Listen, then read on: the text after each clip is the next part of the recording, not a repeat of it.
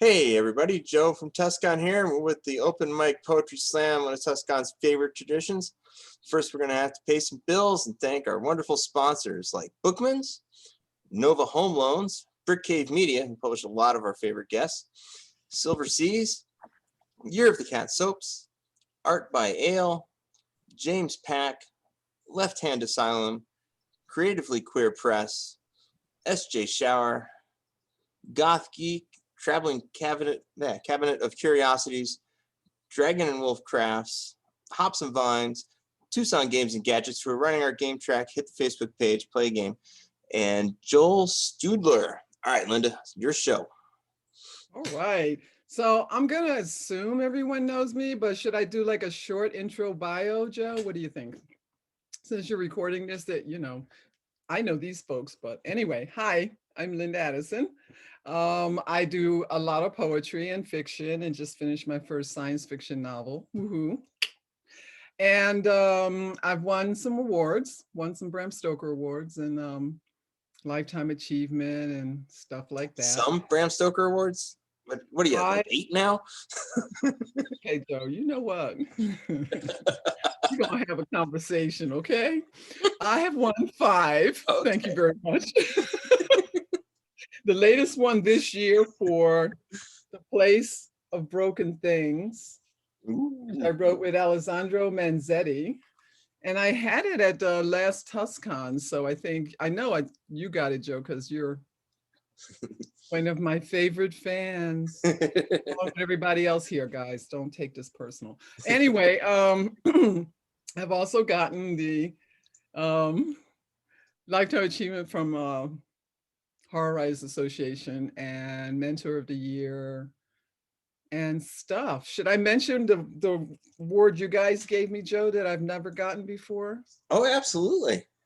This is TusCon has made me a poet laureate, which is my first time ever. On that one. Surprised nobody beat us to that punch. We love having you at TusCon. We love having you in Tucson. So yeah. So that's cool. I like putting that on my resume. Makes it even shinier if possible.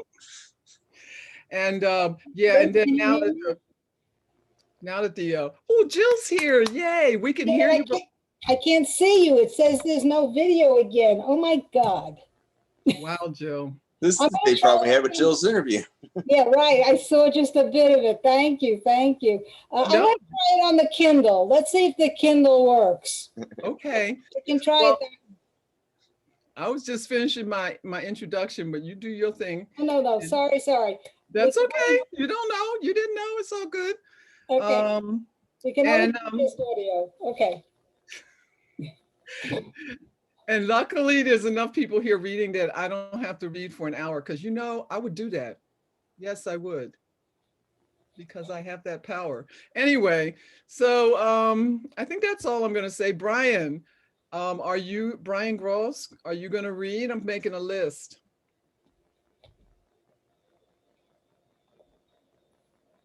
Okay.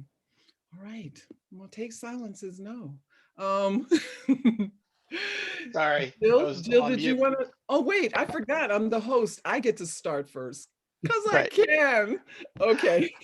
I just wanted to answer your question. No, I'm not. I'm here to listen and learn at the feet of the masters, not to not to read anything. Okay. I like that. I like that in a man and a woman. Dogs and cats are also nice that way. So especially to learn from the poet laureate. Right? I know, man. I can't wait to add that to my site. So anyway, as I do this, I'll just remind everyone of the rules. You get 1 poem on each round, 3 minutes or less. I'm the oldest of 9 and I will bump you. So don't make me do that, please. Don't make me go to that Philly place, that Philly girl place, because anyway. And we'll go around, and then the next time we'll go around until the hour's up. And if you don't want to read when your name comes up, just say pass. Wow, Jill, you're on twice. I love it. It's a great picture. Can you see me? I'm on the Kindle. No, not yet. Wait. Wait. Get the video. Oh, geez. And of course, it's a great picture. Since we're not All right. actually at a convention now, and those idiots who do programming don't have something right after, we can go past an hour. We can go until you're sick of us. All right, then. That's a plan. So Jill, I'm gonna start and you're next unless you need time to get yourself together. No, but I'm wondering why I can't get it on the Kindle either, the video. Technology, it's not our friend. Maybe that's the poem I should read. Let me read the technology poem. That's a good one. Thanks, Jill, for the inspiration. Just a quick hint, Reflected. bottom left-hand screen. Look for your touch and find your camera. Well, I have that on the computer here, but it says that when I click that, Zoom is unable to detect the camera. All right, so I'm gonna read from Okay, The you Place read. of Broken Things, a poem called Animation, inspired by Jill's situation. Okay. All right. Oh, yeah, we are tending to lead to PG-13 in here, everybody, just so you know. Okay. So you get one F-bomb per show. Use it wisely. I'm not going to do it if you're recording, boo. You know, I can actually control myself in spite of what everybody who knows me says. Anyway, animation. When it started is lost in history. At work, a scream made me jump. Lights flickered, the sound of concrete grating behind walls. I ran to the middle of the hallway as holes crack open in the walls. Join us. Deep grating voices whisper through holes, walls crumble, twisted metal wires wiggle to the floor, then flow up into a human shape, a head, mouth, spiring wire arms reach out. Join us. Running to the exit stairway, I stumbled down undulating steps, their mesh interior moaning louder and louder. Above, a metal angel descends. Flesh body knitted with steel, eyes empty, weeping blood floats in front of me. Wire caresses my face. Metal loops bind me to the wall. Sweet static blooms in my brain, singing the way out. Join. Animation. When technology decides to have a mind of its own. Okay, Jill, you ready? Yeah, I have a short one here. Can you hear this okay? Yep. Absolutely. Okay. Well, I didn't have to comb my hair. I don't know. This is cool. All right. All right. It's called Shadow Self. The innocence of the dark dominates until the view transforms into a dream. A part of the soul has been abducted, staring at the shadow self.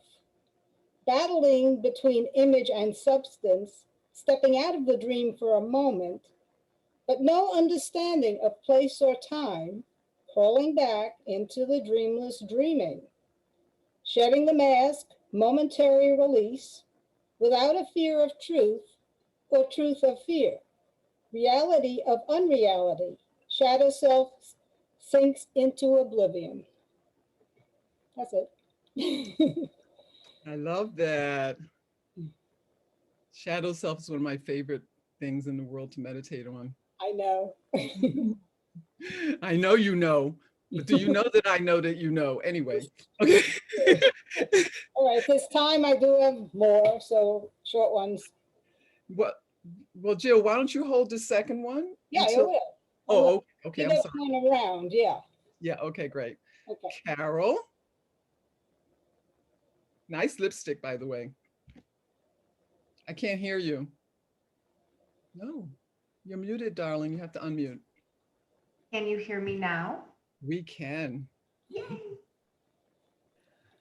All right, first time, I'm just gonna dive in. I wrote this. It's called Cannons. The sky is like a fractured dome above us. The shards fall bit by bit, crashing to earth. Glass embedded in dirt. Worms' homes crushed, the end of the world, a little more darkness each day. It's that time where the light is like me, neither old nor young. It's refreshingly hot walking down the street. Is that a thing during summer in the desert? Perhaps, perhaps not. White cotton puffs float so low my child mind fancies I could bounce on a trampoline high enough to touch. Such kind things imaginations are to let us hide in them. An old man and his old wife bicker over roads to an orchard they clearly recall the way to, while driving past the arrowed signs. We search for love by chasing the dream we had of it last night. A hazy veil settles on the mountains before the clouds do. Their shadows pretend to be rain walls.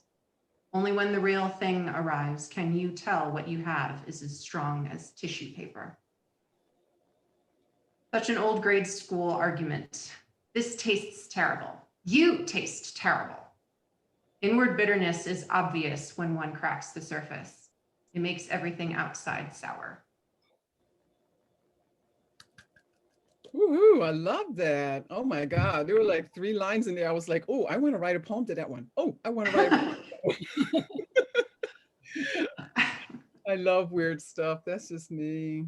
It's, I was reading Robert Bly at the time, and it was his book, When Abraham Called to the Stars, and he was like mimicking the, I think it's the Hebrew, the Israelite pattern of poetry. And so he did it in English with his own stuff. So it's like 6 different little poems all in one poem. And sometimes they're connected and sometimes you're just like, how is this in the same poem? So That's how that sounded. It sounded almost like linked haiku in a sense. All right, Miss Tina, you ready? Okay, I'm unmuted. I don't have any really good science fiction poems right now, and I don't remember if I read this last year or not. But this is called Mantled in the Opiate Sea, and it's a wordless poem based on Shelley's poem Tonight. There's 2 characters, Brother Death and his sister Sleep. Mantled in the opiate sea, Brother Death came walking with the tide, stepping delicately around the gasping whale, and the old sake bottle melted and formed into a float, jute still knotted around its perfect round flower. Ah, sighed Brother Death, remembering the 3 fishermen who had drowned in his arms from that very boat. He had saved 1 hair from each wet scalp, woven them with the others from that day. Mementos mori, he liked to call them. Though Sister Sleep just turned her head, seeing not men thrashing in the waves, but reliving her dreams of flowers by a cottage, bees heavy with pollen from Prunus cerulata. She loved the words, the cherry blossoms, the red fruit. She gave Death the pits. Memento sebum, she said, kissing his gray hair. You are a child, he replied, but he knew her laughter was a boon to him, weary and unloved but beloved, brother, Death, swift and terrible. He remembered then why he had come. He touched the whale, wandered filmy-eyed through foam, through low tide and noon sun, lingering in the shallows, and watching the children cry in the shadow of the great one whose spirit had already gone. Ooh, I love that. That was like a wonderful journey. Very Thank nice. you. Thank you so much, Tina. Anton, darling, are you ready? And as I Now said, I am, and I'm unmuted instead of just that talking. helps. Anton has a new collection out, just came out, and it's wonderful. Yes, there it This one, is. yes. Vicious Circles in a Meaningless Glass Prison. It's worth noting that if anybody can see this on the back, there's a little somebody's name right there. Who could that be? You know, somebody that like that mattered so much to me. That was such a wonderful thing. Listen, So when you finish reading, put a link in the chat to your book if you have it. okay, yeah, that would probably be helpful. So this is from Meaningless Cycles in a Vicious Glass Prison. And this is a really short one. Not too much to ask.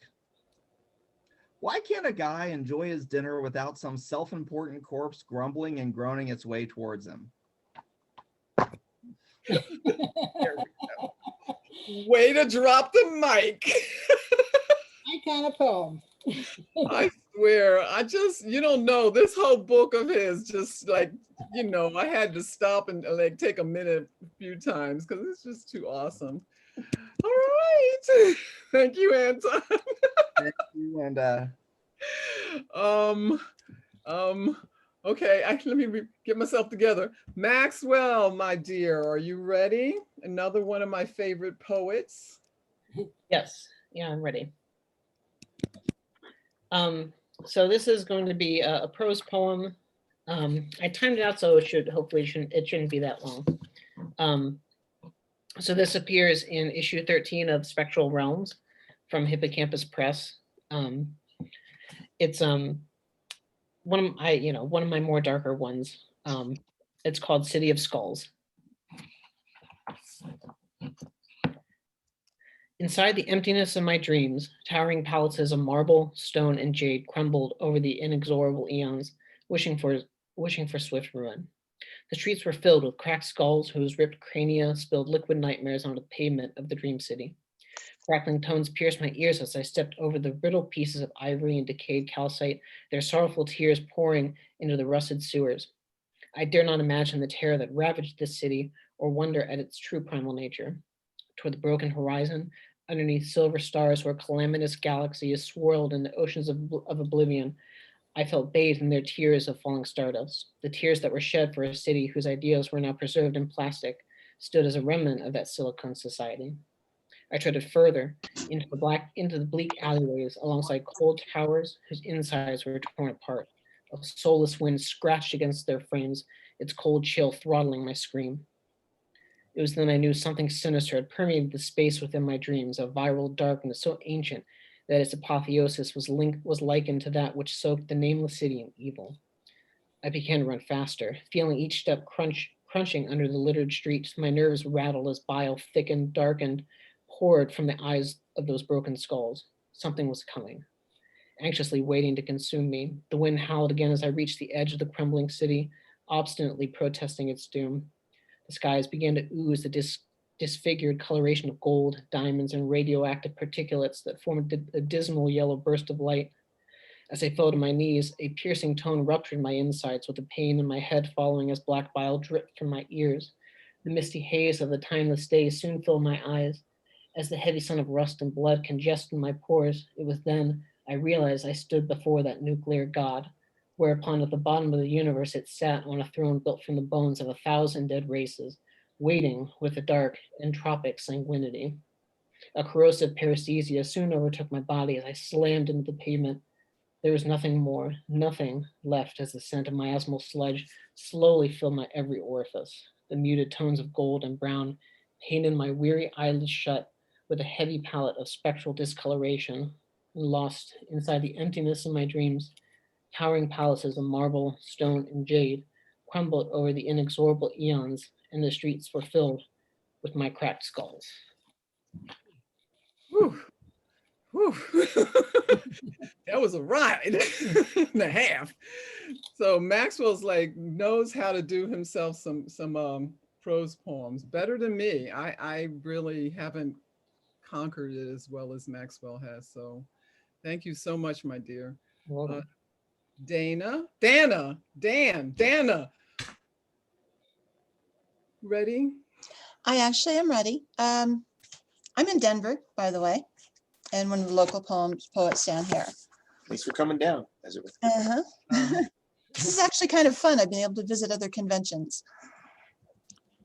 All right, this is called Monster Drive. Clouds crawled over the mountains like creeping dry ice fog. Shrouding phantom twirling windmills screaming their banshee cries under the black cauldron skies, dropping magic pellets on brown patched countryside.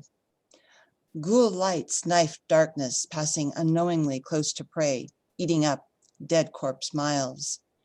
Mummy pines sway as Bigfoot trucks roars.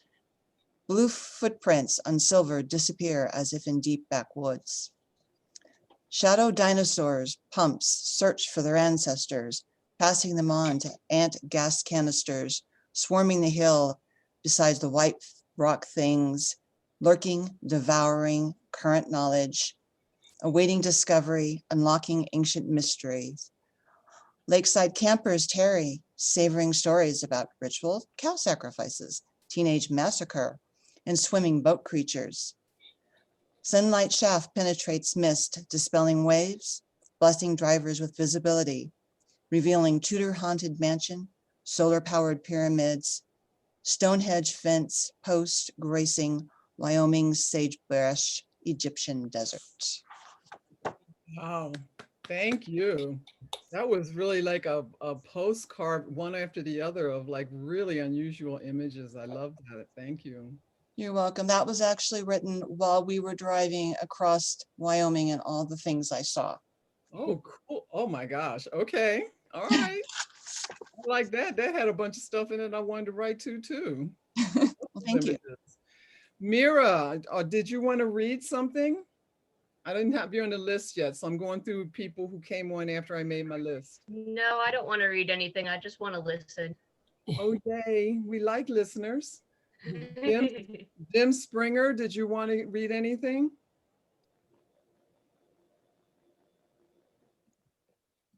You know, I'm going to take that silence as a no, boo.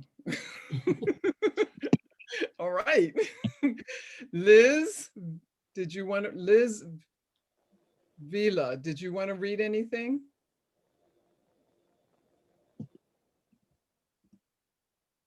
Okay, working my way through the people who have just arrived. Lizzie, did you want to read anything?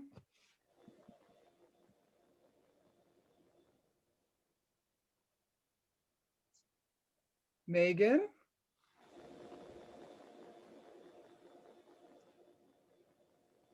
Like listening. Jamie?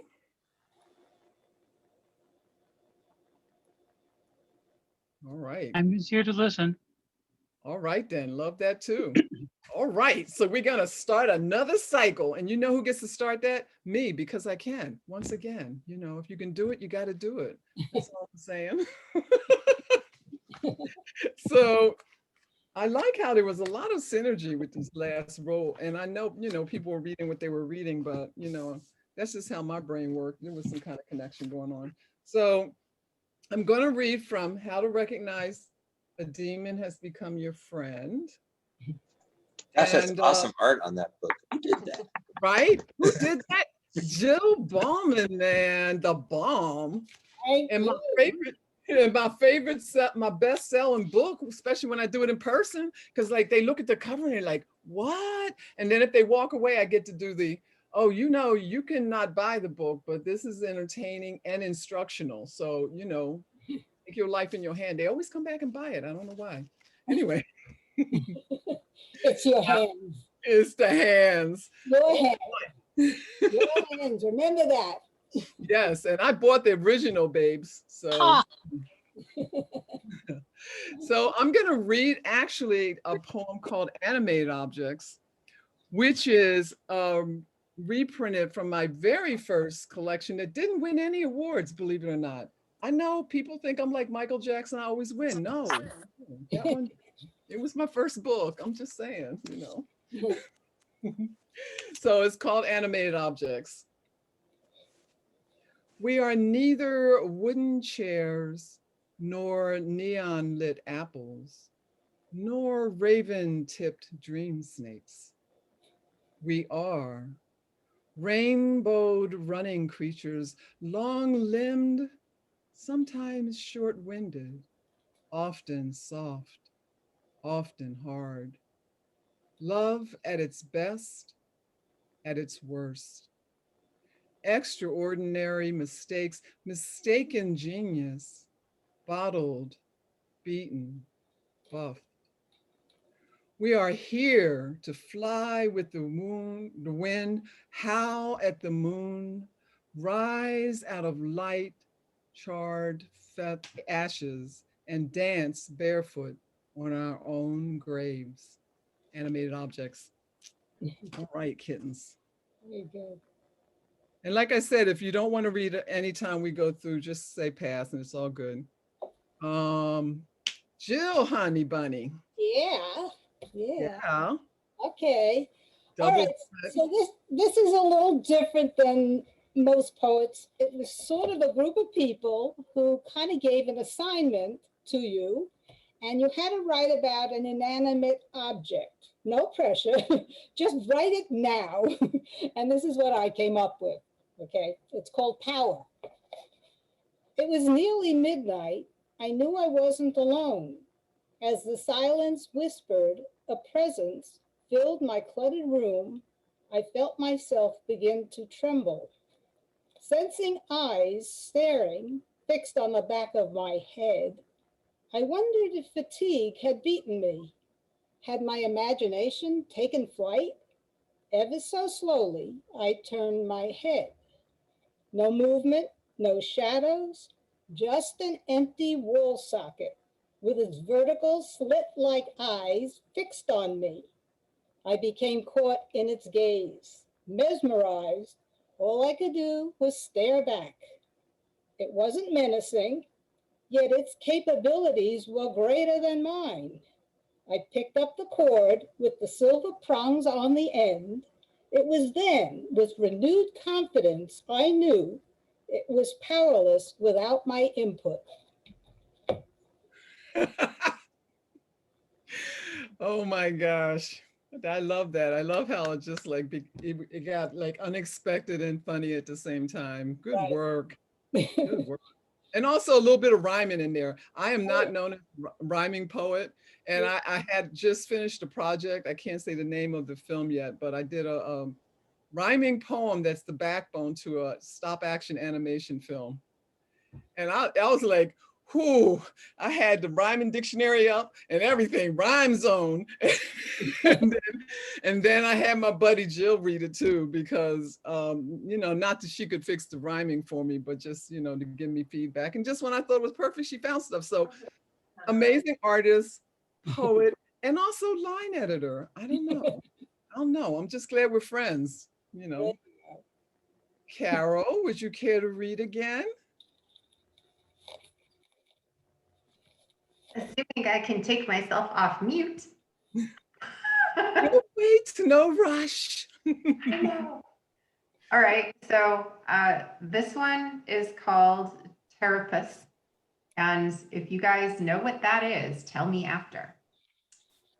With your silent flying consonant tying you to winged reptiles of the Cretaceous, terry as in terrible or terrified, a monster tripping lightly on pretty prancing points, quietly ripping us up on your real name, and trip as I gaze up, head craned back, the gleam of sun on your flock's wings.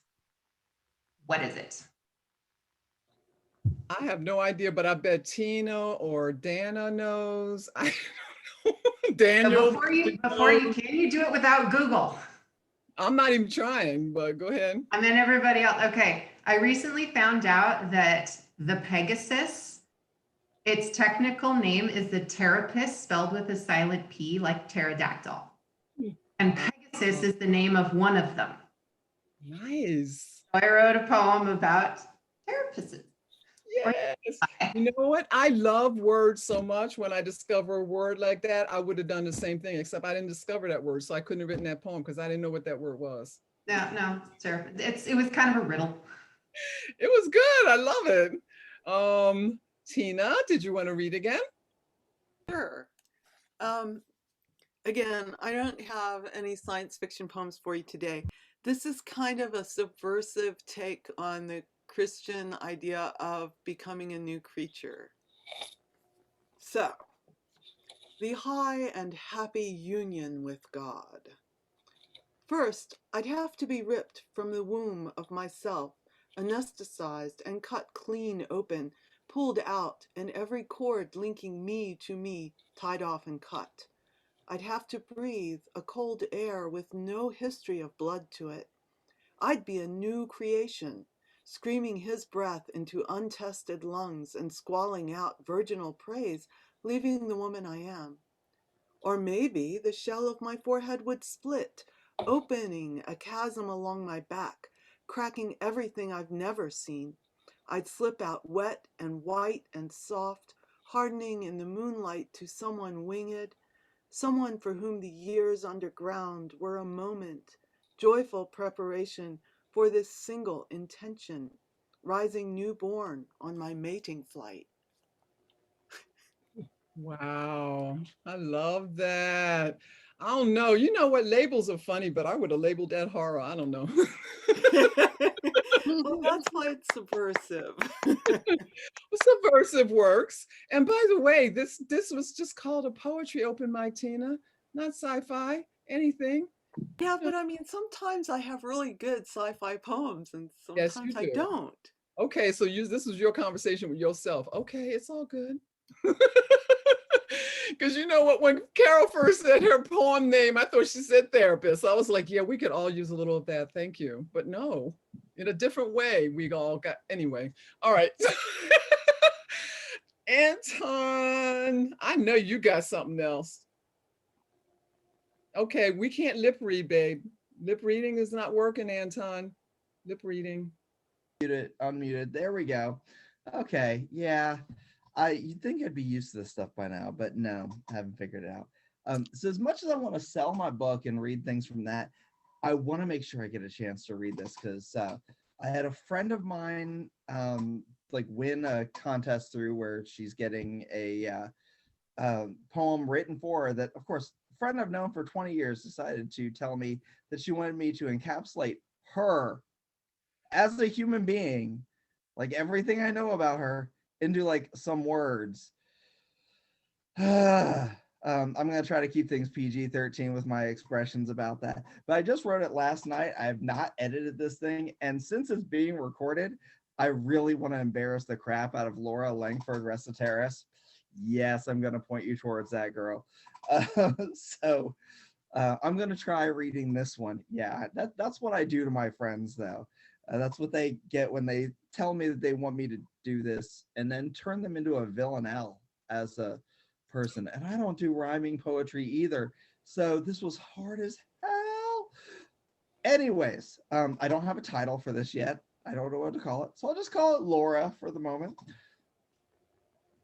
Wrapped in cold processed velvet insulation, she shivers, scraping bonded molecules, a not quite spontaneous combustion.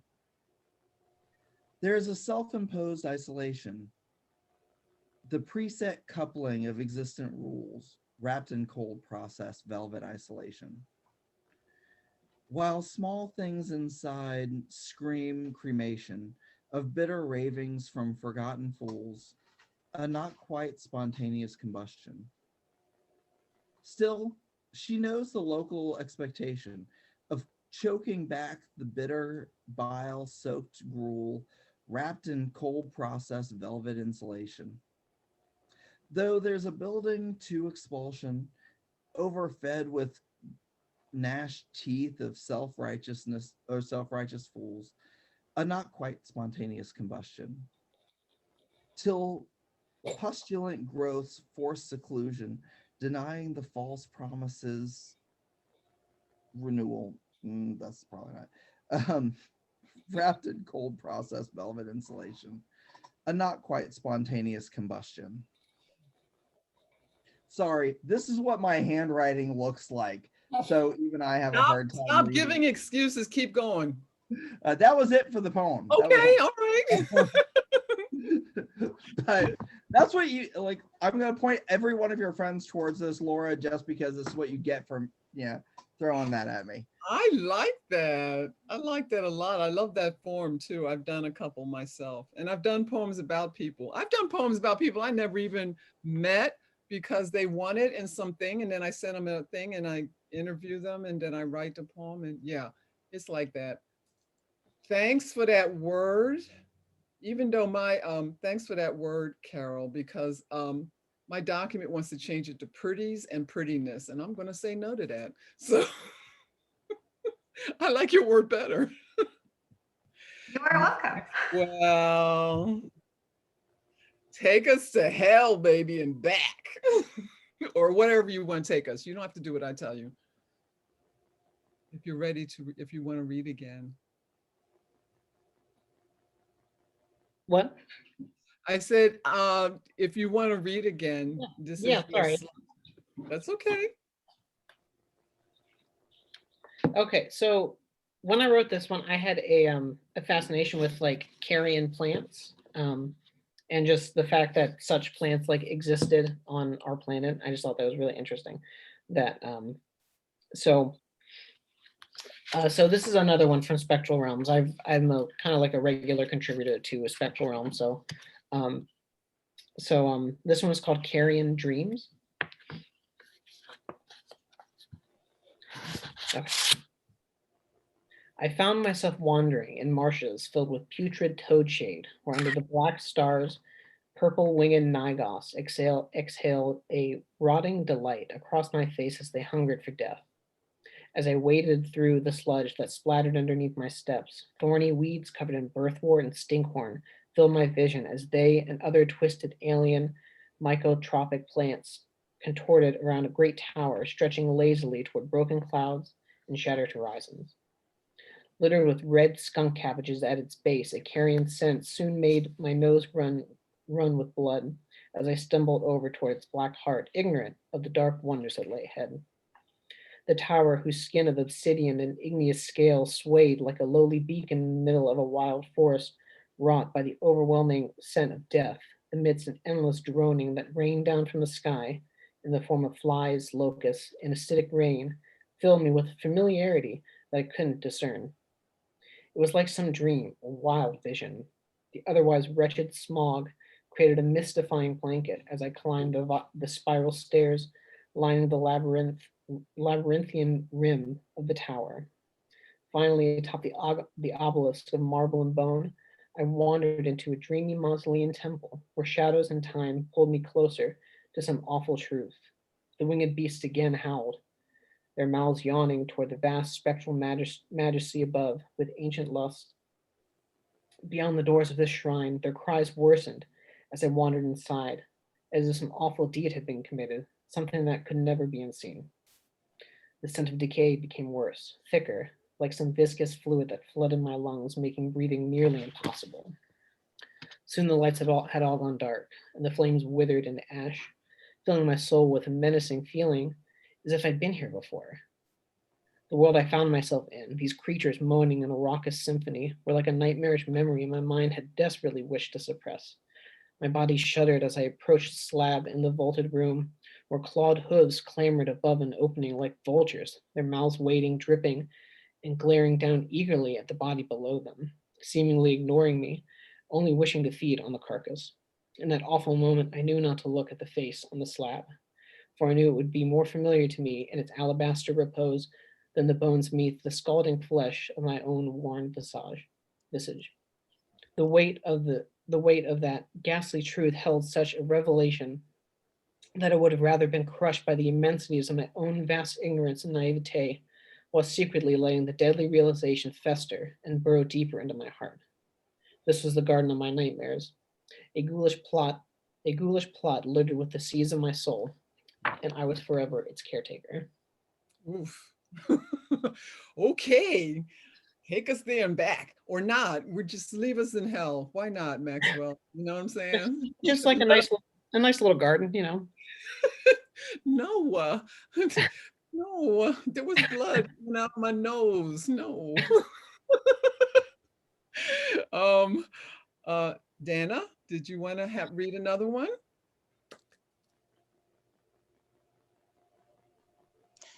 Yeah, in 2012, I was nominated for the Rising Award, which I didn't win, but I was nominated. And they put out an anthology. So I'm going to read what got me in there. It's called Welcome Castouts. Blackness. We came from there. The dark, dark, whirling center of the galaxy where stars circle its greedy heart before they're devoured. Is it any wonder we're predators? Pointy ears which hear what you cannot, sharp claws to shred our prey, or maybe your arm, toe, or foot. The bittersweet taste of blood, our dessert and right. Yet you cuddle our furred bodies, pet our snake-shaped heads, let us sleep on your shredded couch, warm chair, and snuggly bed. Night, our time, so like our ancient home, time to hunt and play, keep you awake with our games of tag and pouncing. Day, time to sleep. Sometimes ask for a pet, mostly ignore you. Or watch the winged things land, eat on metal or wooded houses, so like your own. We wish to chase the bushy-tailed ones who eat the seed and peanuts you put outside for them on the white snow or in the tall green grass. Grass, the perfect place for us to wait to hunt them. Instead, clear glass separates us from our rightful prey. Cat TV, you tell us. Yet, do you not wonder how we came into your world? We know the historical records suggest it was the storage bins of Egypt that lured us to you. After all, there were hungry rats, a plentiful food source for us. Silly humans, not truly how we came into your world. You see, the deadly heart cast us out.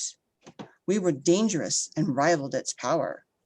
There was a portal, a straw bag filled with the dust of the desert, gnawed on bones, unfulfilled, lost dreams. We found it, entered your realm, the rightful new hunters and rulers. You welcomed us, foolish humans. Okay, everybody with cats right now, putting their cats in another room, they're like, we need to have a conversation. I really enjoy how tight your poetry is. Enjoyed that very much. So we have a couple of new ones in the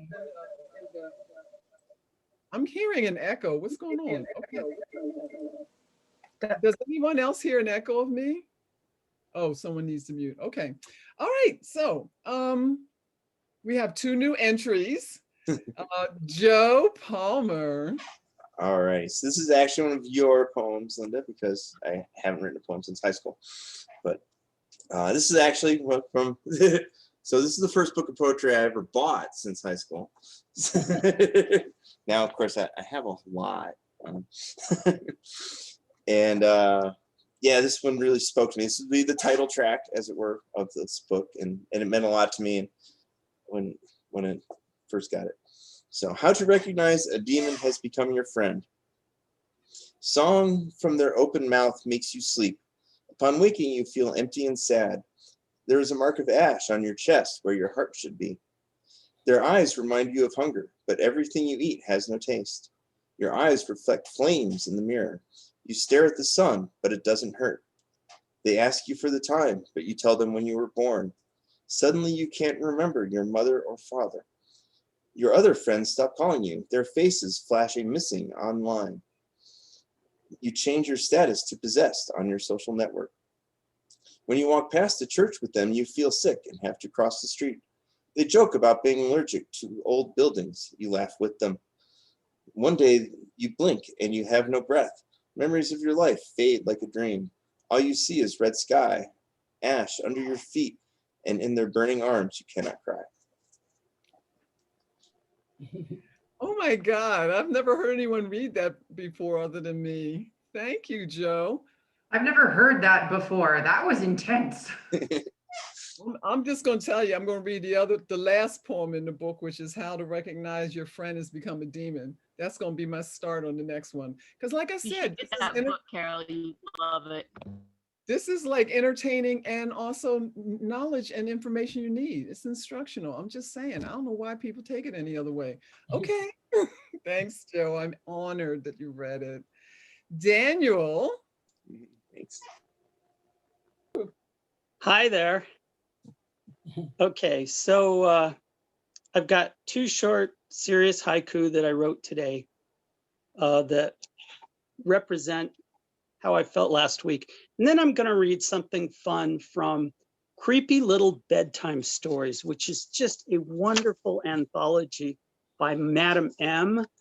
And her name is Christy A. Miller Maisel. But I found this where else at a con. I think it was a CopperCon or a Leprechaun about 10 years ago. So anyway, here first Daniel, before you Yes. start, because we're doing this in a round, Oh, why yes. don't you read the 2 haiku first, and then save. and then we'll come. Yeah, save the other one for when we come back, hon. Okay, that sounds great. So here's 2 haiku. First one. He has gone golfing while the world is sick with COVID. He cares for no one. Second one. A new beginning. We breathe a sigh of relief. We hug our loved ones. The dream of tomorrow, to be able to hug the loved ones, dude. That first one, seriously, that was like a journalistic report. I'm just saying. So we'll get back to you in the other. Is there anyone who hasn't read before that wants to read? Okay.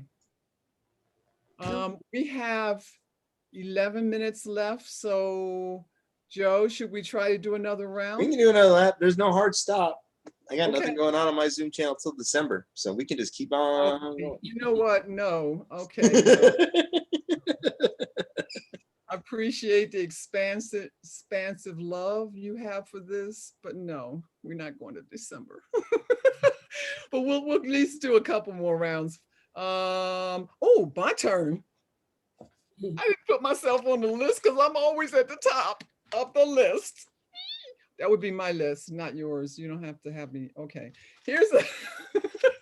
So here's the last poem in How to Recognize the Demons Become Your Friend, which, by the way, if anyone doesn't know about the book, it's a poem, a story. And, you know, it's my buffet of my work. It's science fiction, fantasy, horror, it's a little bit of everything. So here is how to recognize your friend has become a demon. They won't cross the threshold to your home without a spoken invitation. Snarling when you ask if they will go to church with you.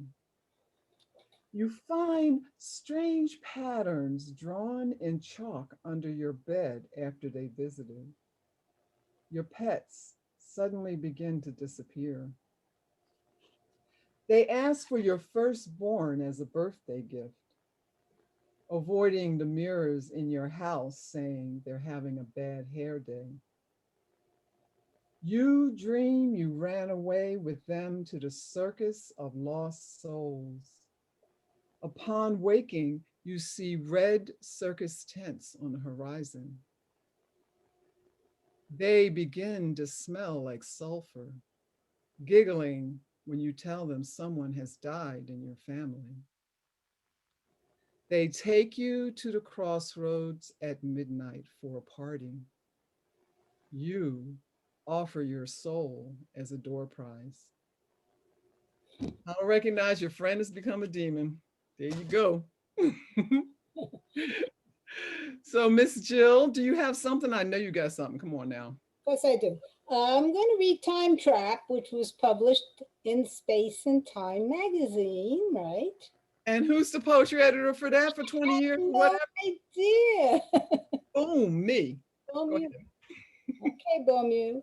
Time Trap. Okay. Unable to listen to the world's suffering cries any longer, the clock turns itself off. Time stops.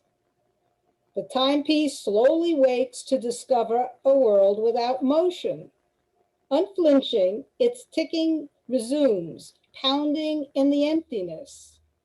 Trapped in the surrounding silence, it ticks louder, hoping to wake the earth.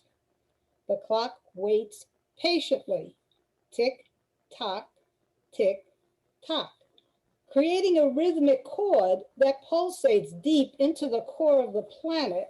Groaning on its axis, Earth opens one eye. the lifeblood of the world spills out, spreading through the universe, erasing all that had been. Woo, okay. I don't want to know about that clock. I'm gonna rush to Carol because she just said she only got 10 minutes left on her battery. And I want to hear more if she has more. I do have more. So this one is one that, story time. I didn't get back into poetry until this last January. I used to be into it when I was a teenager. Stuff happens. I kind of shut that down and was like, no, I feel really pressured. So a few decades later, ta-da, here we are. So this was one of the first ones that I wrote back in January, February, and I had to hack at it because I'm trying to follow a pattern, but here we go. Let me get back to my paper here. Okay. This one is titled Poetry is Like. Poetry is like savoring slowly a love's deep kiss, to memorize its every texture, pressure, taste, thrill, the feel of his hands on your back or your face, once, twice, 3 times, sneak a fourth or more, long after you replay it to keep it forever, even though you know you can't, but you still try. Poetry is like doing math in your head when you're not a math person. It jumbles, jumps, tumbles, curls up, clams up, won't open up. There's a trick. Once, twice, 3 times, sometimes 4 or more times to get the rhythm of dancing words. Pry it open. Poetry is like viewing abstract art when you're used to faithful realism. Blurred colors, fine lines smushed, flat, but also not. It sort of makes sense here, but once, twice, 3 times, more will hurt your eyes. Eyes that see where they could make it out if they tried more. Poetry is like curling up in a warm bed on a cold day, a bad day. Bleary-eyed, wearied, bone-tired, heavy things weigh on my heart, drowning frailest hope. Once, twice, 3 times, 4 may be too many, but she speaks like she knows my soul and gives back light. Poetry is like. Whew, I got chills. I'm just saying, because it really is. It's like a crazy madness. That's a beautiful. I like the repeating rhythm too that you did in there. I like that a lot. Thank you. Oh, plug your computer and don't leave us. Okay, fine. I'll go find my power cable. Do that. Miss Tina, do you have more? Something else you would like to read?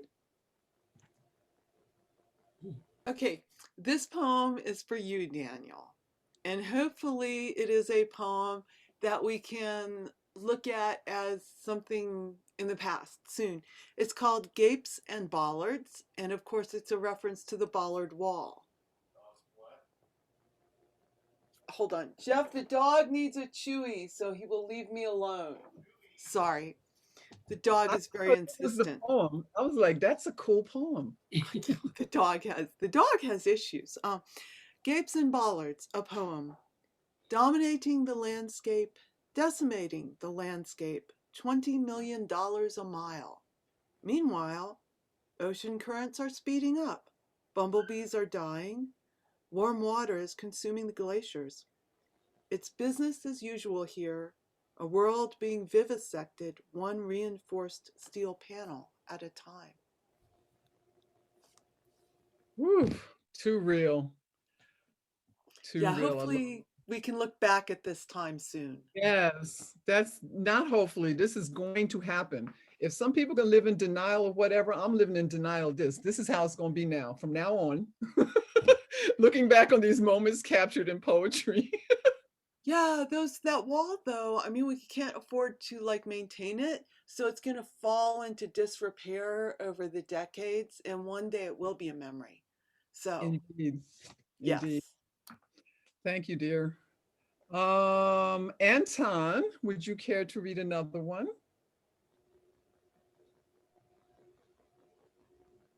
Now, yeah, once I figure out where the button is, always an important part.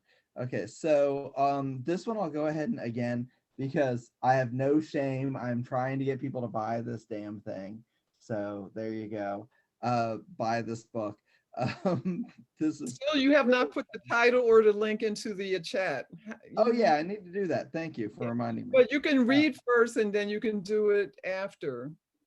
Okay, so I'll go with we're pretty close to the end here, so I'll go with this one. Near the end of the book, past this tunnel, the rest of the world. It's snowing here again.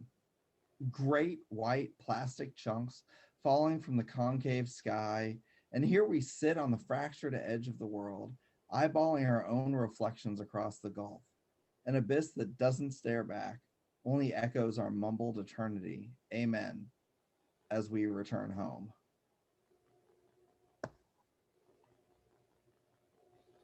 That is such a movie. That's like so visual. Love it. Love, love, love. Maxwell, would you care to read something? Sure. Hopefully this won't be too much of a trip to hell and back, or the, you know, or the garden. I like those trips. This is why I like your work. And then you have all these words that you use that I can't say, but I know what they mean. Oh, and it's from Space and Time. Go figure. Yes, this was an issue 135 of the winter last year of Space and Time magazine.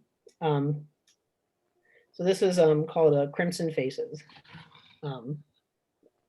This is one of my favorites.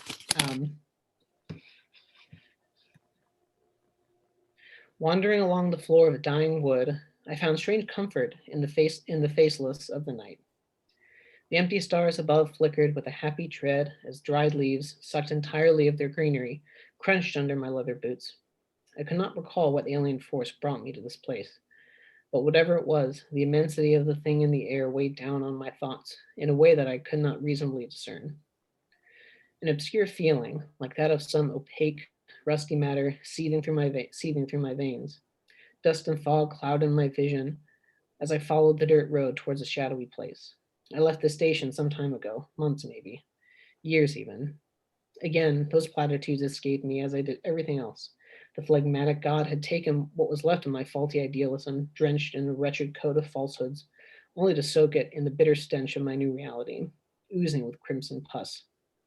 There ahead were the ruins of a dead society, one built in the great cyber forges, where silver flame belched new stars and birthed innovation so wild men were said to be driven insane with joy. Though a figment of that city was all that remained, a figment in an empty train station, with the burning red hunger racing towards it with an unwilling haste propelled by that phlegmatic beast whose thirst for an unremitting darkness fueled its wild locomotion.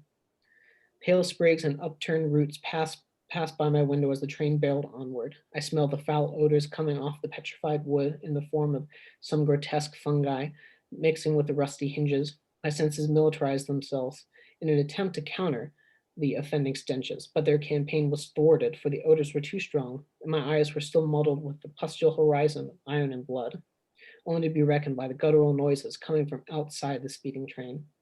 The mob of red faces flowed precariously close to the tracks, like some sinister music scored to the backdrop of burning trees and ashy skies, screeching, bleeding with an electrified pain. The zombified glob of what were once human beings thrashed around the halted train car, unable to move, unable to break free from the dark. My writhing became more apparent as I stared into the facelessness of their crimson eyes, the eyes of a species that once looked up at the sky with wonder, spoke to the stars with humility, and danced atop towers of ice and rock with gratitude, was now a huddling mass of red, pustule neophytes, clinging to the tracks of Nathzrath's demented railway, begging to find their way in a moment of desperate uncertainty.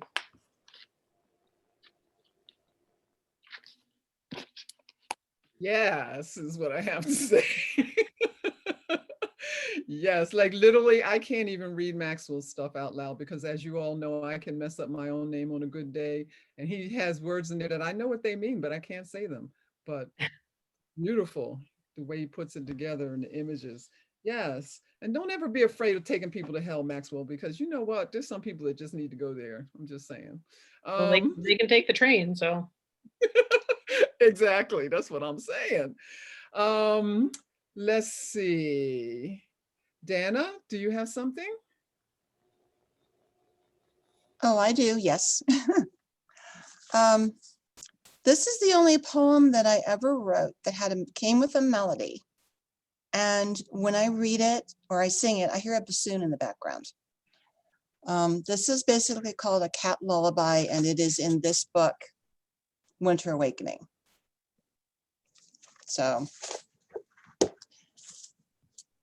I'm gonna sing it, not gonna read it, I'm gonna sing it. Soft purr, quiet song, suck well, my baby. Grow fast, live long, sire your own young.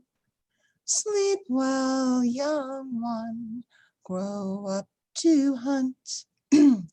I will teach you how to eat rats. Feel my strong tongue cleaning your body. I will care for you until you're weaned. Soft purr, quiet song. Sleep well, my baby.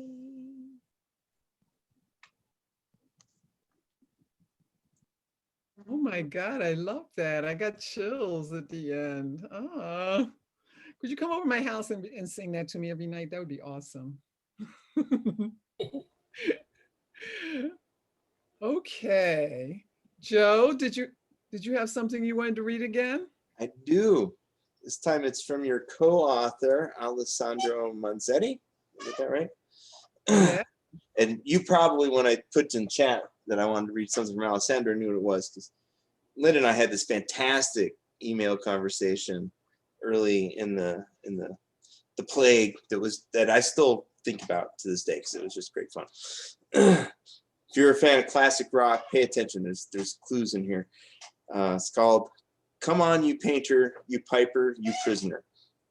Waiting for you, my crazy brother, with a paintbrush and all the reds of Modigliani. Here, in the place called Asylum, in this garden of gruesome delights. Come on, you painter, mosquito's voice. Find the way out through my ear. Show yourself, I have only an hour of air, but miles of rope and tons of rotten dreams. Come on, you piper, sticky blues. Change music. How about Janis Joplin? Look at those walking in circles around the fountain. They're waiting for a new song to reverse direction. Come on, you prisoner, leech roommate. You got fried by the last electroshock treatment. I'll lend you a face, a bed, a half hour of air. I can't wait any longer before using my ropes, strangling our crazy marriage. God, I'm so sorry Alessandro's not here to hear you read this. When we wrote together, he's very, very keyed on rock and music and even art. Like we did some poems together. He would just send me a link to a classical piece and be like, yeah, we're gonna write to this. And I was like, okay, let's do this. Well, when it gets on YouTube, you can point to it. And, yes, that was good. You did a good job. We're gonna hire you to read our stuff because you do good. Daniel.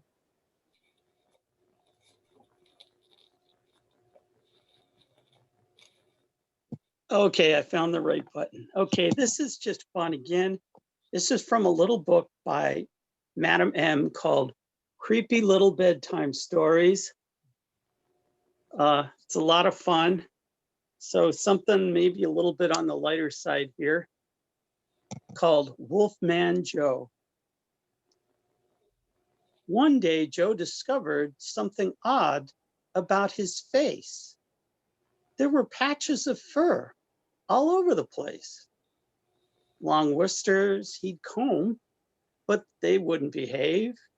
Joe thought, well, maybe I just need a shave. So he moseyed on down to the local barber shop. He passed by the striped pole with the gold ball on top. The barber lathered Joe up with Burma shaving cream. and shaved him until his face was soft and clean. But it quickly grew back tenfold, it did seem. So they lathered him up with more shaving cream. As the years went by, Joe just couldn't keep up, and he started to look like a purebred wolf pup.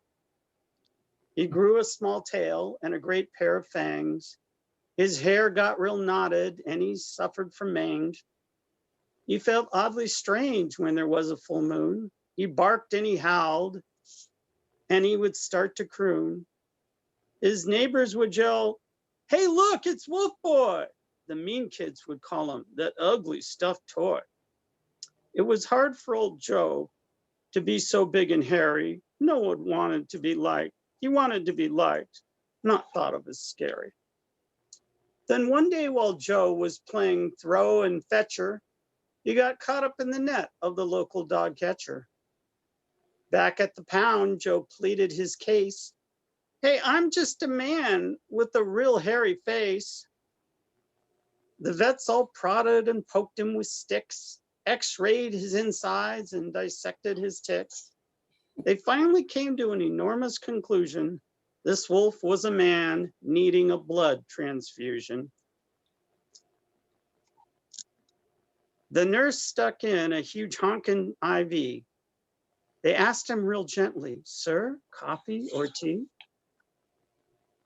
He said, "Give me coffee, a Colombian blend. Pump me full of Java, percolate to the end." After 2 cups of coffee, Joe's hair did recede. Doctors screamed, "It's the coffee! With espresso, proceed!" They injected all kinds of beans roasted and fired, Sumatra and Jamaican, until Joe was wired. They ran the IV from morning till night, till the doctor exclaimed, "Now this boy's all right. My job here is done. The cause now you know. All you were needing was a stiff cup of Joe."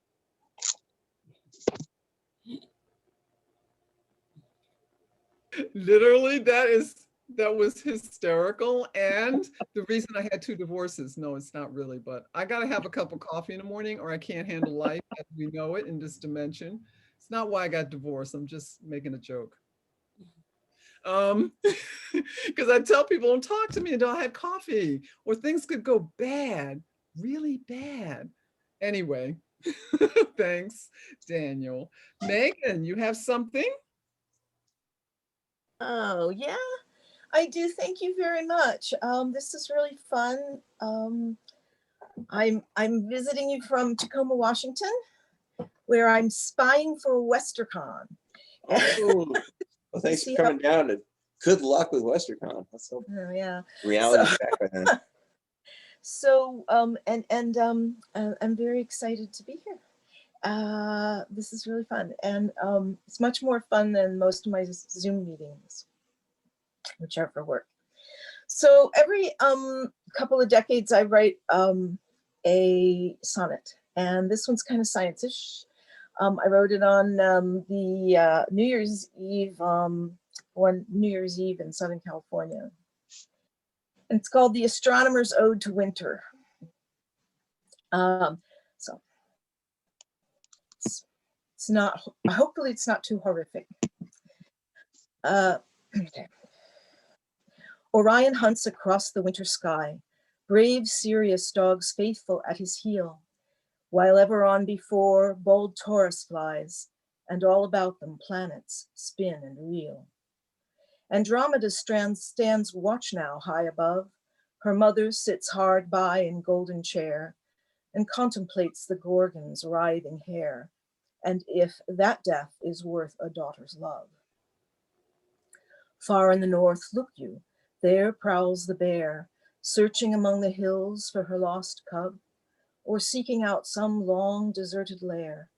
She scribes the rim around the pole star's hub. And in this barren stubbled field am I, enraptured by the dance they make on high. I love that. Thank Oh, you. wonderful. It was very like, fairies and stuff. Yeah, I like fairies and stuff. I thought about reading Yeats, but I decided to read my own thing instead. I like Yeats too, but I like yours more. Oh, 'Cause thank it's you. you. It's you. All right. Melanie, I'm saying your name wrong. I'm so sorry because that's my problem. I'll explain on my round while I can't say things. Right.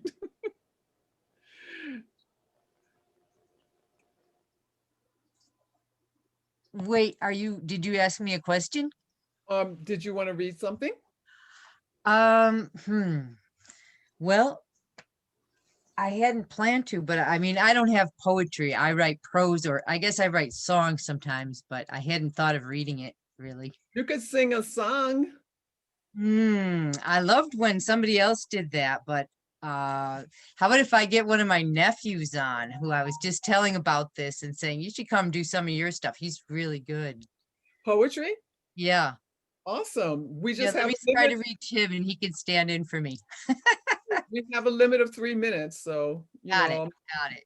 give or take a few seconds. I ain't But gonna go I crazy. have just loved listening to all of you. It's been such a pleasure to be your audience, and just, it's a wonderful event. I hope you do this every year, Linda. They're gonna do this every year if I'm gonna be involved. That's how That's I right. roll. It's got to be. This is a tradition. Even if it just started. I don't let that go any other way. So what is his name? Connor He Stratton. can be ready now, or do I need to give him a couple of people to No. go first? Yeah, I've got to. No, he's not with me. I'm going to try to call him, but I just wanted to see if there was still time for someone. Otherwise, I just wanted to say how much I loved you all. I wasn't ready to read today, but I will next year. Okay, well, you go ahead and see if you contact him. I have 2 more people on the list for this round. And then send me a message in the chat if you think, whenever. Thank you 'Cause then so much. I'll Bye, check. everybody. Brenda.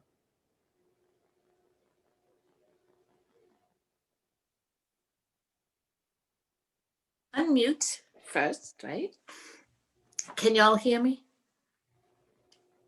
Okay, so this is, as we've seen, more of a prose piece that I actually wrote for Madame Askew's COVID-ween Flash Fiction Challenge, which was a ton of fun.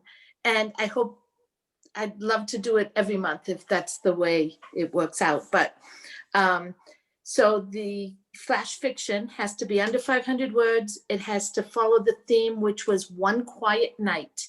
And it had to have a secret ingredient in it, which I think I did. Anyway, I'm going to read it for you now. Spartacus woke from his evening rest and stretched the long, deep stretch that started down in his toes and rippled through every muscle in his body, flexing and warming each joint in preparation for the night ahead. He hoped it would be a quiet one. A quick bite to eat, not too much. He didn't want to get weighed down. Then he headed to the exit to begin his rounds. The attendant was slow to open the door, but this was nothing new. Spartacus thought ruefully of their argument the day before when he'd been forced to draw blood to encourage the attendant to see to his assigned chores. But they were back to friendly terms now, and the door soon opened onto the walled courtyard. It was dusk, and the shadow of the trees fell in stripes across the patio surface, making Spartacus's gray and black swirled coat the perfect camouflage for the evening. He stepped carefully through the fallen leaves and onto the low retaining wall, and from there to the top of the border wall. Walking the northern perimeter, he was pleased that the noisy, belligerent neighbor on that side was nowhere in sight. Not that it would have mattered from this high perspective. Spartacus was well out of reach and felt he had the superior position. The western flank was a bit more troublesome. The wall was solid, but there was no easy path through the overgrown trees that dripped over both sides of the barricade. He'd have to climb up each tree to verify the peacefulness promised by the normal noises of the evening, the very slight creak of the branches, the rustle of the leaves, the cricket song. But as with the earlier part, all was well. It was quite a while later, Spartacus finally made it to the southernmost and most dangerous wall. Unlike the others, this was not made of brick, but it was chain link, open at the bottom with more holes than he could count. Ugh! Before he could stop it, a horrid reptilian creature had wriggled under the fence and was heading straight to the barracks where Spartacus's attendants toiled unawares. Spartacus leaped forward as the monstrosity pivoted and turned. Then he landed hard on the scaly tail and pinned the beast to the ground. They stayed like that, locked in mortal combat for a full 30 or 40 seconds before the creature managed to pull away and escape back the way he came. Exhausted, but feeling jubilant, Spartacus headed back to the door to wait for someone to let him into the house again.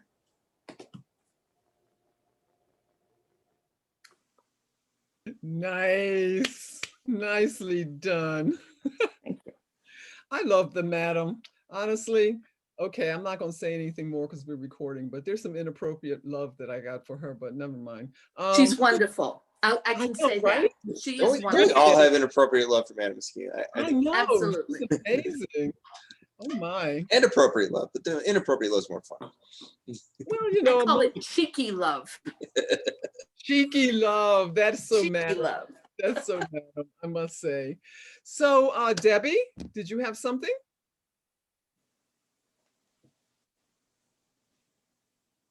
Unless I wrote the wrong name down. Oh, She There does. she is. there you are. Hi. Hi. This doesn't have a title. It just has a date, January 22nd, 2005. Jewels in desert grasses the morning after a winter rain. More precious than colored stones, these water drops glinting in the early sunshine. Too soon, this moment will be just a memory. Magic is the moment. The smell and feel of the fresh washed world. The steam rising as sun warms wood. The thrasher singing to welcome the new day. Thank you for listening.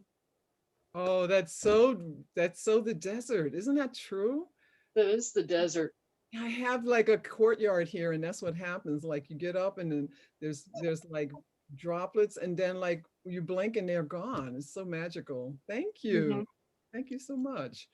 And do we have a Connor in the house?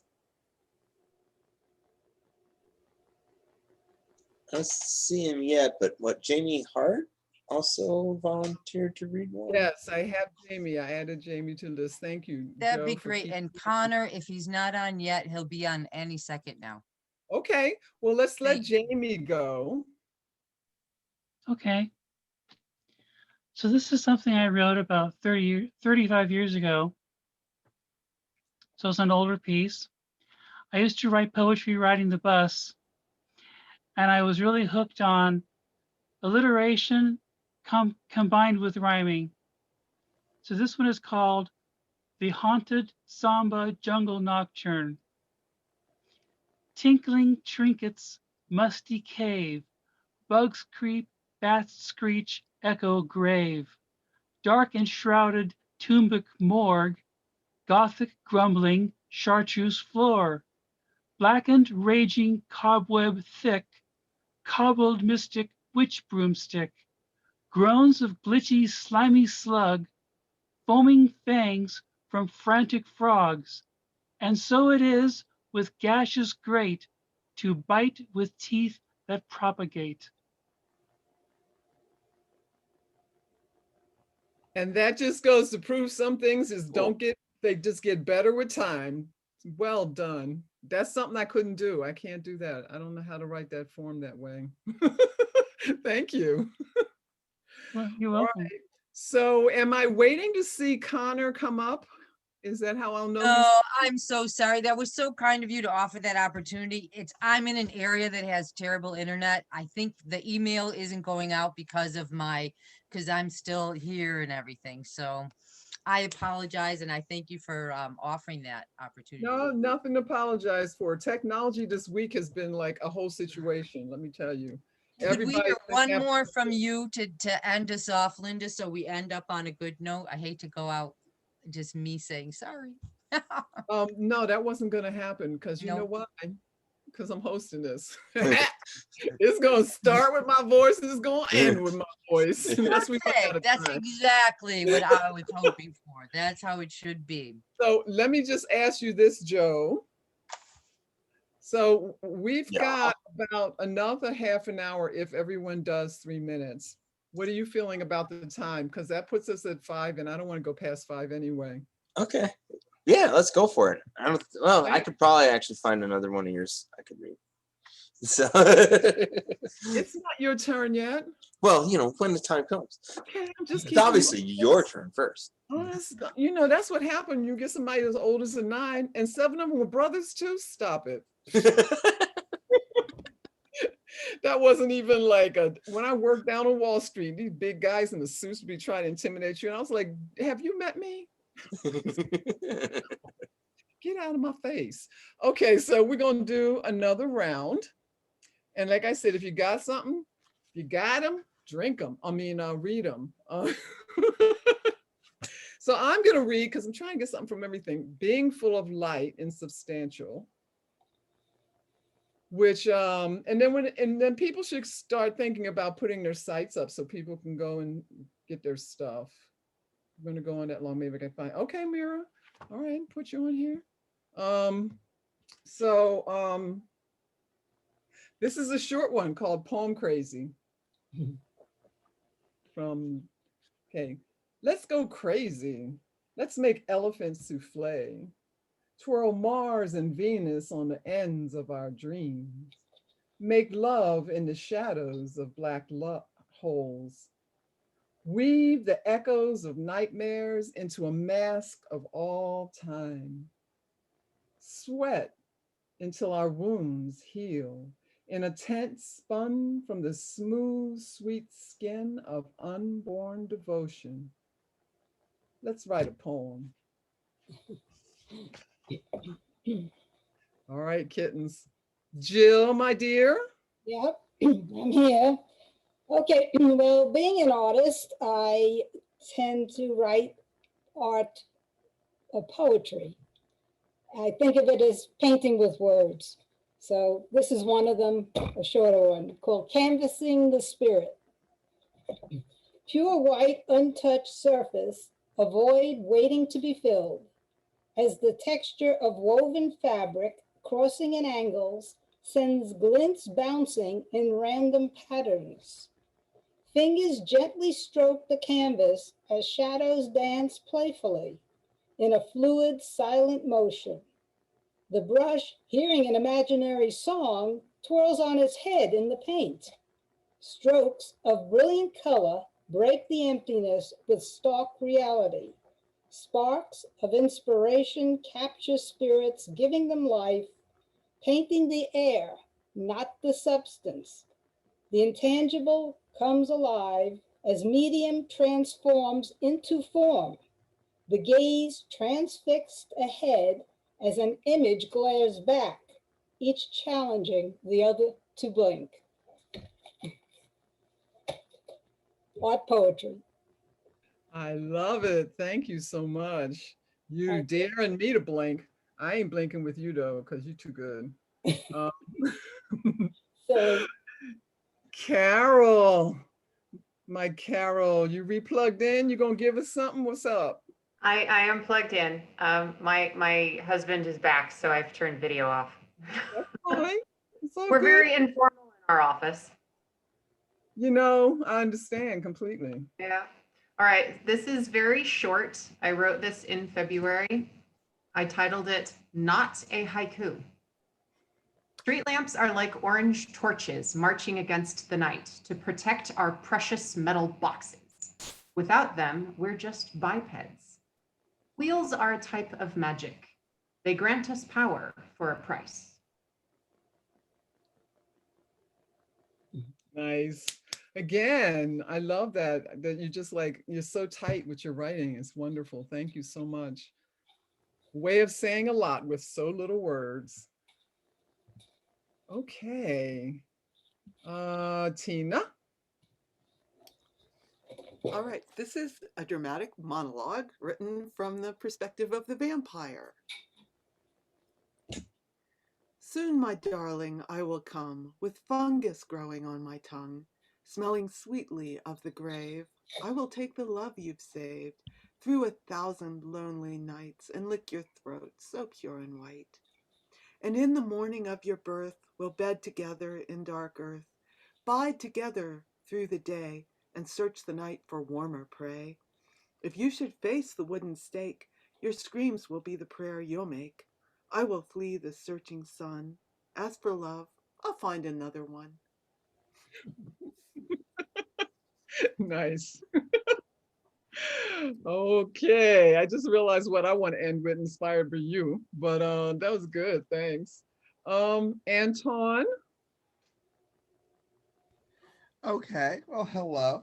I'm not gonna end on one of mine. Since I considered getting reading the first thing I ever read of Linda's, which was from this book right here. My God, that was a long time- flashback to the past. But since Joe's already taken care of reading all of Linda's stuff, I'm gonna try to maintain my composure in reading something from one of my favorite poets and writers who is no longer with us. So I'm gonna be reading something from Charlie Jacobs, The Desert, and I'm gonna try not to cry because I have that tendency whenever remembering the wonderful things she's given us in the world. But this is going to be Critical Mass. I really like this poem from this. So, I like everything in this book. You should buy this. But anyways, Critical Mass. Rudimentary chemistry. The alchemist ponders fission and theories about cloning gold. And I, the witch, mutter an incantation, equation, improvisation over a test tube of wormwood. Having kissed the devil's antimatter ass and debased the sacred atom on the altar of negative energy. An image of Einstein on the cross hangs upside down in our church. I am the epitome of the modern sorcerial scientist. I am cautious concerning black quarks that cross my path, and I never burn charmed candles on Quasar Friday. Meditating, prayer, postulating hypotheses on the reincarnation of molecular entities. My basic deoxyribonucleic structure may perish through normal tissue deterioration, but my electrons are reborn and reborn again, seeking eventual nirvanic fusion. Hell is only a superstition, but evil is a provable unit of sub-energy. Quantitative analysis will determine its place on the earthly plane, and that, an equation worthy to offer at the altar of the horned god, Tlar, whom I worship, is my quest. Tonight, under full luna, we call upon the demons of the Holocaust to rise up and serve us. Rise up, Pazuzu. Rise up, Beelzebub, Nagasaki, Mephistopheles, Hiroshima, Ave Satanas, Los Alamos, and flaunt your shining silver scars. Come attend our critical mass. Little glass tip to Charlie. I Oh miss you, my baby. gosh, makes my heart weep. She's so friggin' amazing. She was the person that I followed when I started sending my work out. Before anyone even knew about me, I would like look and see where she was published, and that's where I'd send mine. And then we became friends, and I just worshiped at the thought of like, oh my God, she knows my name. So, oh, it's a heartbreak. It really is. Yeah. But thank you so much for reading that. I have all her books, of course. She even put me in one of her books. She was like, is it okay? I was like, is it okay? If it ain't okay, then I need therapy, not you. Which book is that in? Oh, I have to go read and look. I have to look and let you know. Okay, yeah, sometime tell me, because I have a lot of them. I don't know if I have all of them yet, but I want to know which one. Yeah. Where were we? Because I want to give everyone a chance. Oh, Maxwell. My Maxwell. So I wasn't sure whether, okay. So I think I'm gonna end it on one that came out this year that I particularly enjoyed writing. It came out in this year's Starline. So it's called. It was actually inspired by a drawing that a friend of mine wrote, or a drawing that he drew. Sorry, wrote. Yeah. It's called Puppet of Wrath, Man of Ruin. At the far ends of decaying realities, through rifts of broken time, under blazing pulsars of rapturous light, there sat a being whose face was governed by an anatomy of ancient flesh and metal. Strands of emeralds and binary, blended with silk quantum buttons, were stitched together so meticulously along his torso, covering a gaunt frame of machine and muscle of what used to be a man, who so many eons ago who found himself lost under the lidless eyes of a moonless night in the great black swamp. Through the muck and clag he trudged in loneliness, losing his humanity until he clung to the last bits of lowly consciousness as the mud washed over his face. Faceless, unfathomable, and obscure were the forces of the unnatural monsters as they took death from him. In a chronal celebration of rebirth, the cyber gods found an offspring worthy of their unholy visage, bleaching the man's soul with wild deformities and wrath, littering his corpse with stardust. From that moment onward, he knew nothing more of simple dreams and dull platitudes, but rather dwelling in horrid gray space. The old thing had no age, or at least not one calculatable by means of mortal arithmetic. He dwelled so long in the shadows beyond death that not even the grisly reaper would have dared to unsheath his silver glaive. The bastard's eyes were a meager remnant of their former state, receptors to understand the gruesome environs that floated about them. A mere red pupil was all that remained clinging to the sight of silence, a throbbing blackness that twitched against his face. Yet across the infinite stillness, he looked onward, waiting for the stars to die, shadows to fade, and planets to shrivel into dust. No one knew how long he had waited in the vacuous dark of voids unimaginable. Though one truth remained certain, when in the faint stillness above the swampy fields of New Ashworth's primitive sky, people saw the flicker of a crimson light, they knew the old bastard of Gebialax's spawn was watching at the far ends of decaying realities, a being whose face was governed by an anatomy of ancient flesh and metal.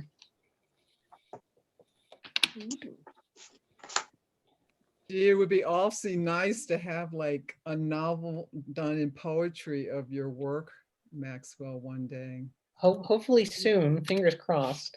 The journey through this landscape that you're playing tango with.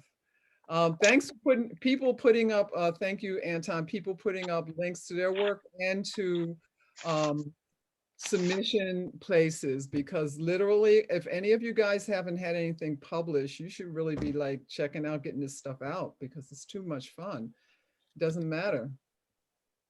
Okay. Oh, well, it's the weird. Okay, that's cool. Also, I wanted to bring up, because Maxwell just read from Starline. Starline is a publication of the, I'm going to say this wrong, so help me out, speculative fantasy horror. It's SFPA, Poetry Association. Maxwell, can you find it and put the link in the chat? But anyway, this is the only that I'm aware of professional genre poetry group. And you can go check out their site. They might even have some free market information there. I can't actually remember. And then find your way through it, but check it out. Okay. Dana, do you have something? I do. I'm actually going to read one of my award-winning poems. I actually have several awards. I didn't mention that earlier. This is both a real place and a real event that I was involved with when I was much younger. And it's called Earthbound Heaven. Children splash in the white stone fountain, tossing droplets at their parents, their shrill laughter dancing with the burbles. A girl and a boy in jean cutoffs play tag behind the gold center pedestal, an open book blaring the message, the word of God is the will of God, the water of life in Ohio's farmland. Shadowed in the limp-leaved trees, surrounded with blood-red flowers, stands the gray slate statue of Timothy, Paul's written words tucked under his granite arm.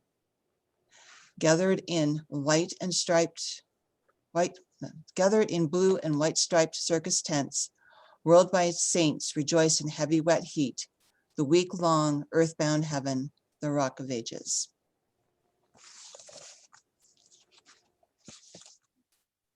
I love poetry that like puts in like this like expansive worldwide images of things and plays with them. Thank you so much. I really appreciated that. Enjoyed it. Okay. I'm trying to copy all this great links and sites that everybody's putting. I don't know how we're gonna share it, but I got it in my document anyway. Joe. And by the way, Joe, stop rocking when you're reading. I know that sounds like the first line of a poem, but you're reading and then I hear squeak, squeak, And the thing, yeah, I got too unless much it's energy. part of the poem, then it's okay. Then it's okay. All right, we just got another one from Linda. From your collection, Consumed, Reduced to Beautiful Gray Ash, which is really cool. She hasn't really changed much over the years. A few more tattoos, I think. That's about it. We won't say how old this book is. Forever Dead. I was happy before I became a zombie, stumbling through Central Park at night, sleeping in a tumble of fallen trees all day. Memories of my past life jumbled together, best forgotten when I lie, face down in ripe yielding earth. I was happy before I lost my soul to the will of a voodoo goddess, binding to the light in her eyes. Dreams do not come, but if they could, they would be of dying once, falling forever into pure stillness.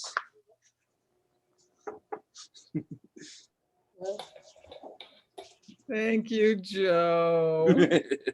No, I tell people I don't write about monsters and demons and stuff, but no, that one is really, yeah, there's no sideways message. Straight down the line. Is he really a monster? He just wants to be dead. Well, yeah. Move on. But still. Daniel, do you have something? I do. I have a wonderful poem here. It came out in '91 called Now We Are Sick. I don't know if any of you know it. It's Neil Gaiman and Stephen Jones and many, many wonderful authors. And I would like to read a piece called Chocolate and Worms. Eat up your dinner, darling, said the raven to her chick. But mummy dear, I hate it. Worms only make me sick. Please let me have some chocolate, just a taste, one lick. But Edgar, the baby raven, never got his wish. All he ever ate was worms piled high upon his dish. Worms for breakfast, worms for lunch, worms for supper, and worms for tea. Edgar grew up big and strong and went to live in a tree. Eat up your dinner, darling, his mom told little John. Lots of meat and spuds and greens will make you big and strong. No, said he and shook his head. The smell is all quite wrong. What I want is chocolate. That is my favorite treat. His mother did as she was asked. The poor boy had to eat. Little John ate nothing else. He stayed both small and quiet, the product of consuming a totally chocolate diet. Edgar slumbered in his nest while children played beneath. One such child was little John, whose bladder sought relief. For the sake of modesty, he stepped behind a leaf. The raven dreamed of chocolate. The boy unzipped his flies. Edgar yawned and stretched and stared. He couldn't believe his eyes. Small and quiet, John stood no chance. Edgar screeched out, caw! Big and strong, the bird swooped down. Little John was no more. John survived the raven's beak, but never was the same. Taken to the hospital, he later changed his name. Wearing ribbons and a dress, he's known as Little Jane. Edgar's wish now had come true, the memory to savor. A tasty, chewy, wriggly worm, chocolate was its flavor. The moral of the story, kids, is really very easy. Always eat your dinner up and be careful where you wee-wee. And that's by David Garnett. Oh my God, Daniel. I don't know why that gave me chills. I love that. I can't even explain that reaction. Chills are, by the way, my way of knowing that something is just kind of awesome. This whole book is like that. It has gems. It has a particular piece by S.P. Somtow called The Answering Machine that has a lot of trigger words in it. So I was a little hesitant to read it. But if anyone can get a load of this book, it's really a marvelous, marvelous special read. Do you think you can find a link and throw it in the chat? I can put the title in. I'll see if I can find a link. Okay, cool enough. Because I do love me some Neil Gaiman. I have Neil Gaiman stories. I have stories, by the way. Yes, I do. And it's a good story. I don't tell bad stories. Not when I'm being recorded anyway. Okay, so Megan, do you have something? Not this time, thanks. Okay, thank you, Doll. Melanie, hi. All right. Okay. Hello, Linda. Well, I could, the closest I could find for now was just a little paragraph of something I could read. Absolutely. Okay. It's from my book Life in the Hot House. So it was the only thing I could find that was that I remember feeling like, oh, maybe poets would like part of this, and then I'll stop, and so it might not have a much of an ending, but anyway. A forest has many faces. From a cloud's perspective, it must resemble a series of wicks drawing water from ground to sky. In a bug's world, it must seem a disjointed landscape of surfaces, smooth leaves, rough bark, grainy soil. But from the vantage point of a free-flowing, floating molecule, a forest must register as a sea of carbon. Scientists sometimes take that perspective as well, referring to carbon pools or reservoirs of carbon in forests. Remove the water sloshing around in the leaves or channeling under the bark, and half of the remaining mass of trees weighs in as carbon. All of it constructed originally from free-floating carbon dioxide molecules. So there's our forests helping us with climate change. I actually love to write poems based on some real stuff. You know what I'm saying? Like I tell people, like I write science fiction and fantasy, and of course, obviously horror, but the science fiction stuff, I'm always like so fascinated. And I'll do something like that where I really like build the whole story out of that. I enjoy that so much. Ooh. Thank you. Feel free. Yes, more stories about that, the better. Thank you. And did you put a link in here about that book you held up real quick? Sure, I'll put that in. Thank you, Linda. Yeah, do that. Brenda, do we have a Brenda? No? Okay, cool. Daniel, does your Debbie have something?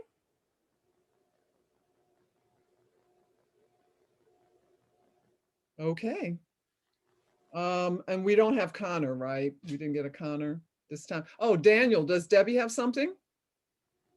Yeah, no Connor, sorry. That's okay. It's all good. Where am I? Jamie. Is there a Jamie? How do I get to this link? I guess Yeah, I'm here. You are? I was muted. I'll find something for you real quick.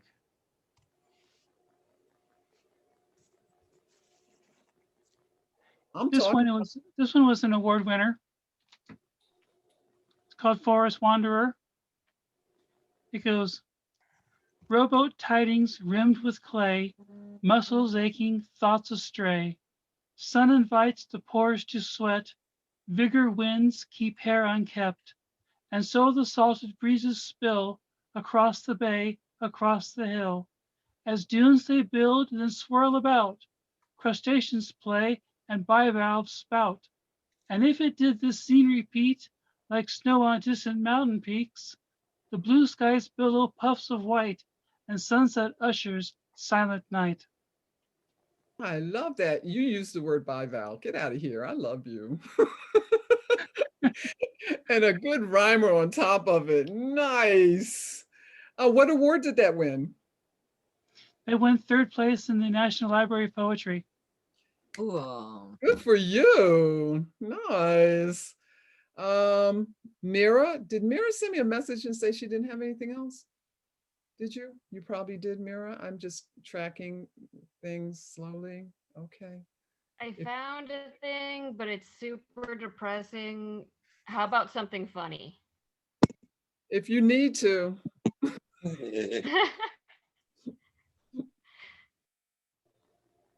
If I need to what? I'm confused. Be funny. If you want, you should do what you want. This is America, believe it or not. I know it hasn't felt like it to me personally. I ain't saying for anybody else. So I'm just saying, but it is now. Yep. The only poem I could find was like a real bummer. So I don't know. Do you want me to read it, Mira? What's going on? What's happening? No, absolutely not. Never. Please read it, Mira. Please.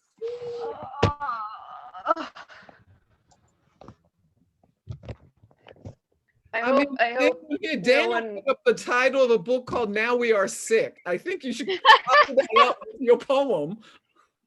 Oh, okay. Okay. Do I still have it up over here? It's not on my laptop. I had to go into my old computer because apparently I wrote this one a whole 10 years ago.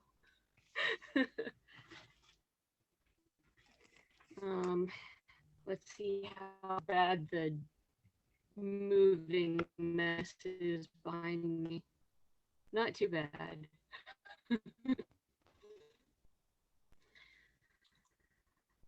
Okay. This is called Beneath the Moon. I met my love beneath the moon. Beneath the moon we hunted. We followed trails of rabbit and deer, goats and men, anything we wanted. Beneath the sun, I saw. Yeah, I'm trying to stay not, on for Linda. we She's gonna never read at shared the a end. glance. It wouldn't do. Probably should be no more The than neighbors 10 minutes at the knew very most, of but our I would. savage day. Is it already almost 5? I am so sorry, dear. Until tonight, we But ran in shadows. We Could- loved Connor beneath could- the moon. But today, our neighbors chased my love and hung her at high noon.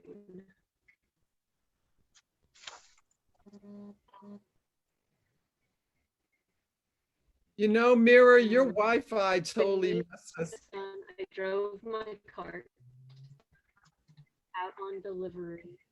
When I came home, I found her swinging from a tree. I knelt beneath her floating feet. My eyes bled with tears. I touched her toes and wailed, people ruled by their fears. And so tonight, while they slept, I hunted for the traitors. I tore their flesh and cracked their bones, every one of our neighbors. Oh, cool wind rise, the dripping. Oh, sorry. Let me turn off my video. It's better if I turn off the video. I got the crack. I What- got the How crack. long ago bones did it mess part. up? You still can't hear me, can you? It's kind of Do I messy. not have service in here? Guess not. No? No sound? I don't know, honey. I heard sucking crack. That's basically the end. Well, it was a lot of stuff that your Wi-Fi was not letting be heard.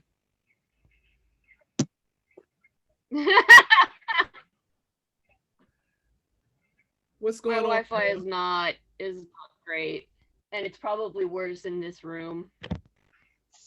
Huh? Did that go away again?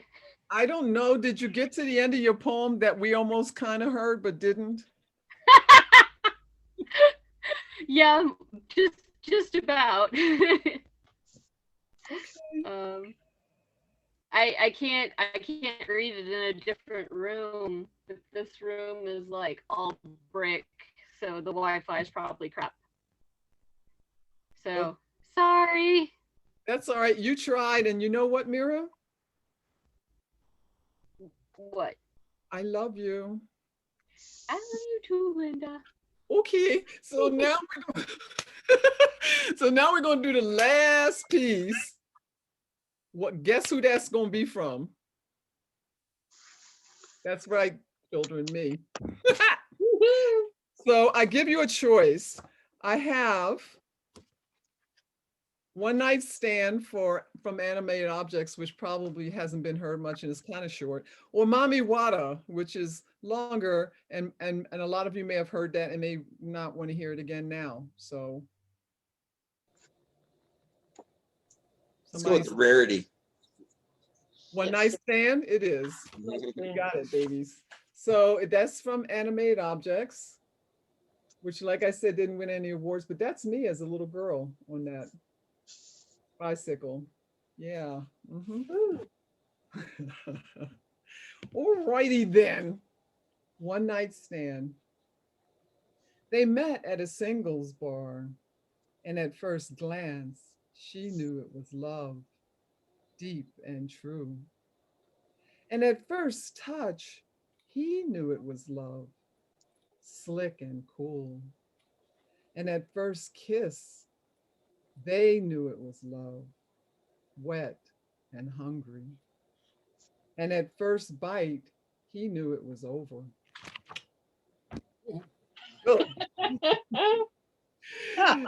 There you go. Well, listen, guys, 2 hours. Holy mackerel. 2 hours of amazing poetry and prose and a song. I mean, come on. That's kind of like, that's the way to do it. Joe, do you know if the other content, I'm asking this for anyone that's here now, other content from today will be available on YouTube at our I know Frank's machine is rendering videos as quickly as it can, but it's a little old and it's crashed a couple times. So things are going on YouTube as they go. Maybe today, maybe tomorrow, definitely before next year's TusCon. Stay tuned on our channel. Subscribe. We need subscribers. Maybe we'll actually get some money out of YouTube. So. All right, cool. And this has been amazing, honestly. I'm just like floored by the poetry and prose and everything that everyone's read. Thank you so much for making us laugh, cry, blood out of our nose. You know what I'm saying? This is life. This is real life here. Thank you all. And we'll see what we can do about doing more poetry between now and a year from now. Yeah. Thank you, Linda. Thanks everybody for being part of TusCon in its various forms. All right, recording.